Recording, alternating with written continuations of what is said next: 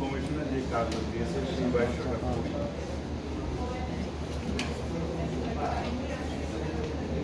সংবিধানে রাষ্ট্র পরিচালনার মূলনীতি হিসেবে সাম্য, মানবিক মর্যাদা, সামাজিক সুবিচার, গণতন্ত্র এবং ধর্মীয় স্বাধীনতা ও সম্প্রীতি এই কথাগুলো উল্লেখ থাকবে।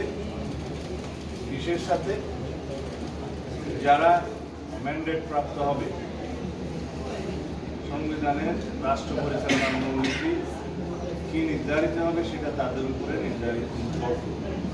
অর্থাৎ রাষ্ট্র পরিচালনার মূলনীতি সংক্রান্ত সংস্কার কমিশনের আগে যে প্রস্তাব ছিল সেই বিষয়গুলো এখন আর সেই জায়গায় নেই। আমরা আমাদের অবস্থান থেকে বলেছি যে আমরা রাষ্ট্র পরিচালনার মূলনীতি অংশে পঞ্চম সংশোধনীতে যে গৃহীত আর্টিকেলগুলো সেগুলো আমরা বহাল করব এবং সাথে সংস্কার কমিশনের প্রস্তাবিত এই অংশটা, এই বাক্যটা আমরা সংযোজন করব, এ বিষয়ে আমরা একমত হয়েছি।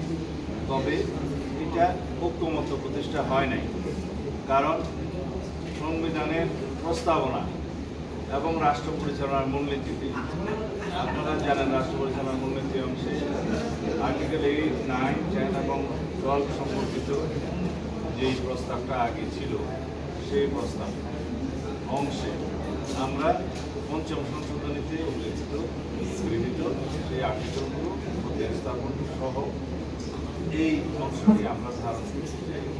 যেহেতু এই বিষয়ে কোনো ঐক্যমত্য প্রতিষ্ঠা হয় নাই, সেটা আজকের জন্য আবার পেন্ডিং হয়ে গেল। দ্বিতীয় বিষয় হচ্ছে আগের যেটা এনসিসি নামে আপনারা জানতেন, সেই এনসিসির ক্ষেত্রে আজকে একটি সংশোধিত প্রস্তাব উত্থাপন করা হয়েছে।